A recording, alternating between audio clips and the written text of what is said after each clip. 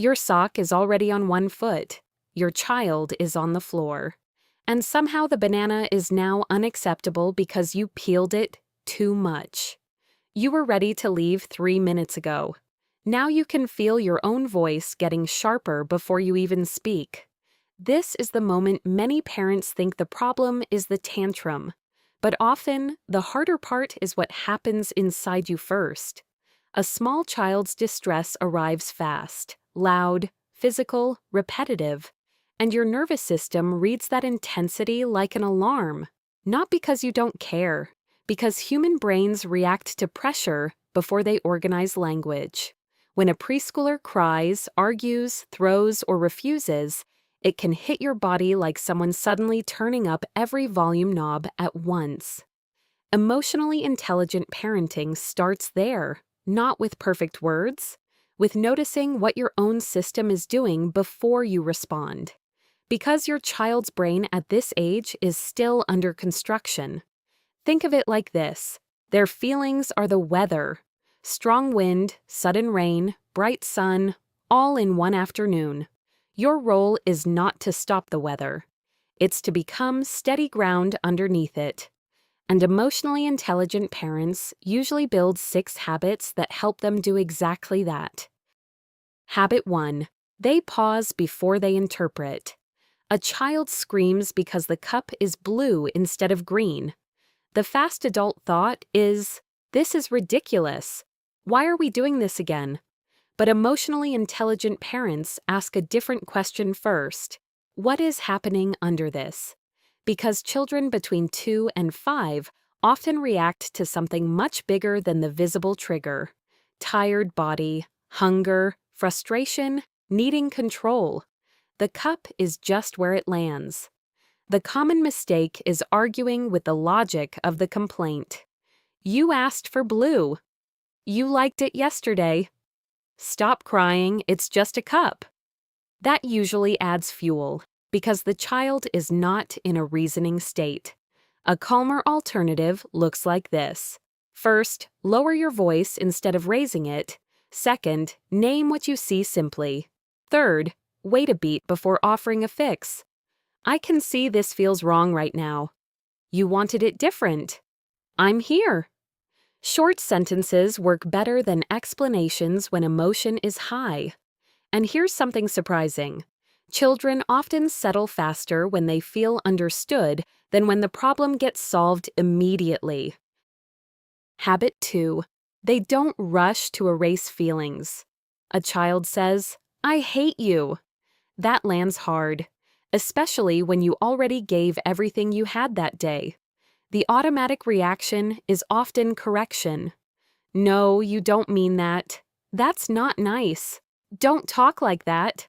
But emotionally intelligent parents hear the message beneath the words, "I'm overwhelmed and I don't know how to carry this feeling."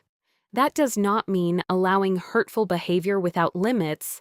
It means separating emotion from action. You can say, "You're very angry. I won't let you hit." We can stay angry and still be safe. That teaches something powerful. Feelings are allowed, behavior still has boundaries. Ask yourself, when your child is upset, do they hear more correction than understanding? That question changes a lot. Habit 3. They teach feeling words in ordinary moments, not only during meltdowns. Most parents try to explain emotions right in the middle of chaos. But during a tantrum, a child has very little access to learning. The better time is later, or earlier, at snack time, in the car, while reading. You looked disappointed when the blocks fell. You were proud when you zipped your coat. This builds emotional vocabulary slowly. And vocabulary matters because children who can name a feeling often move through it more smoothly. Without words, everything comes out physically. Crying, throwing, running, clinging. One clear phrase helps. Your face is telling me something big is happening. Not every child answers right away. That's fine. You're planting language they will use later. Habit 4. They stay careful with the phrase calm down. because many young children hear it as pressure, not support, especially when said quickly. The mistake is asking for calm while sounding stressed yourself. That creates mismatch. Your child notices tone before words. A calmer option is co-regulation, which means your steadiness helps organize theirs. Sit nearby if they allow it. Slow your movements, keep your face soft. Try, "I'll stay close while this passes. We don't need to rush." That often works better than instructions, because before self-regulation comes shared regulation. A child borrows calm before they build their own. Habit 5. They repair after rough moments. Even emotionally intelligent parents lose patience. They speak too sharply. They react faster than they wanted. What matters is what happens next. Many adults were raised to move on without naming rupture. But children learn trust when repair is visible. A simple repair sounds like, "I didn't like how I spoke a minute ago. I was frustrated, and I want to say that differently." Not a long speech, not guilt poured onto the child, just clean ownership. This teaches that relationships can bend without breaking. And children who experience repair learn that mistakes are workable, not dangerous.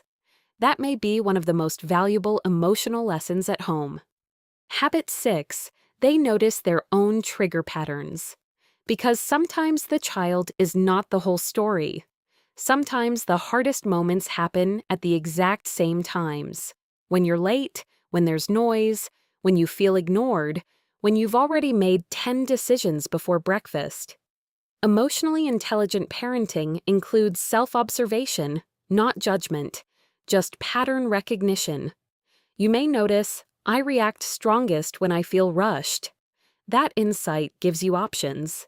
Maybe mornings need fewer choices. Maybe transitions need a 2-minute warning. Maybe you speak less when your own frustration rises. Small environmental changes often reduce conflict more than better wording alone. Here's a real moment. Your child throws the shoe across the room and yells, "No!" Inside, you feel heat immediately. Your first thought, "We cannot do this right now." Your body wants speed, but instead of pushing harder, you pause near the door. You think, "He's overwhelmed and I'm close to snapping too." Then you say, "You really don't want shoes right now."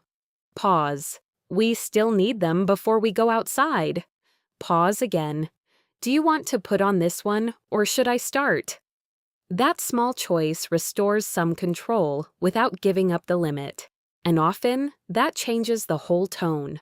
Not always instantly, but often enough to matter. Because emotionally intelligent parenting is not about preventing every storm. It's about changing what happens inside the storm. Less reacting, more noticing, less power struggle, more guidance. And one important contrast. A calm parent is not a parent who never feels irritated. A calm parent is someone learning what to do with irritation before it drives the conversation. That skill grows through repetition. Quietly, imperfectly, over ordinary days. The goal is not a flawless home.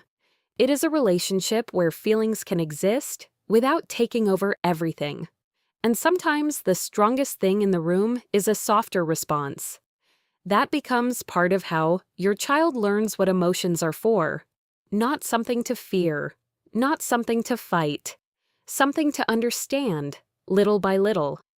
And that understanding often begins with the tone they hear from you when things get hard. A slower voice, a clearer boundary, a steadier presence. That is where emotional intelligence starts. If this video felt helpful, you're very welcome to subscribe to the channel so you don't miss future videos about calmer, less stressful parenting. Feel free to share your experience in the comments. It can help other parents realize they're not alone. See you in the next videos.